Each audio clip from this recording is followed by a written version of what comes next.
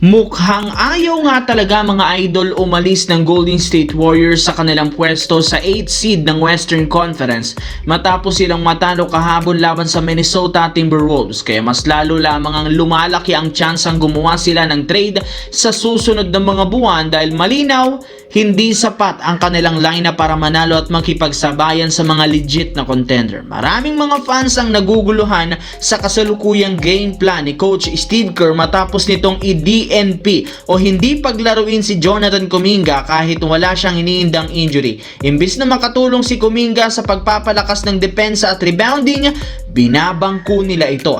Mas gusto nga nilang ibabad sa loob si Brandon Podziemski kesa kay Kuminga na unti-unti na namang nawawala ng tiwala sa team. Kaya malaki ang posibilidad na mag-request na ito ng trade as soon as possible na siyang isasa na naman problema ng kanilang prangkisa. Kung titignan natin, malaking tulong nga sana ang may bibigay ni Kuminga, sadyang walang tiwala sa kanya si Coach Steve Kerr. Sa kabilang banda, ibinulgar kahapon ng isang insider na shinut down ng Los Angeles Lakers ang lahat ng trade rumors tungkol sa kanilang player na si Austin Reeves matapos nilang sabihin wala silang balak na ipamigay ito sa ibang team kahit man kapalit si Giannis. Mananatili pa rin siyang untouchable ngayong season kahit malamya ang kanyang performance sa last 2 games. Pero hindi rin naman ibig sabihin yan na sumusuko na ang team sa pagkuha kay Giannis mula sa Bucks, gayong hindi pa rin naman nila sinasarado ang ganitong klaseng ideya. In fact, willing silang makipag-trade sa Milwaukee basta't hindi lamang dito kasali si Austin Reeves.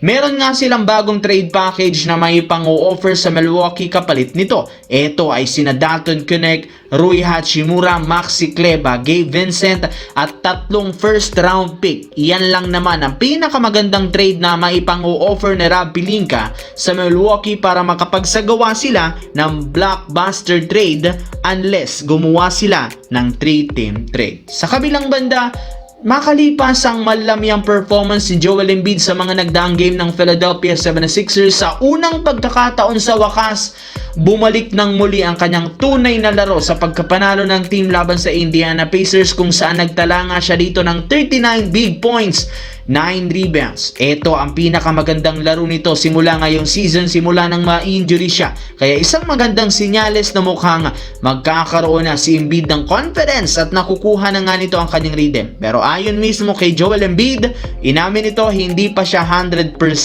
Sa madaling salita, mukhang may ilalakas pa si Embiid habang dumarami ang kanilang mga laban, which is magandang balita sa team dahil siguradong kapag tuluyang bumalik ang kanilang laro, ang kanilang laro ng superstar big man, malamang sa malamang, asahan na nating magiging tinik ang Philadelphia 76ers sa Eastern Conference.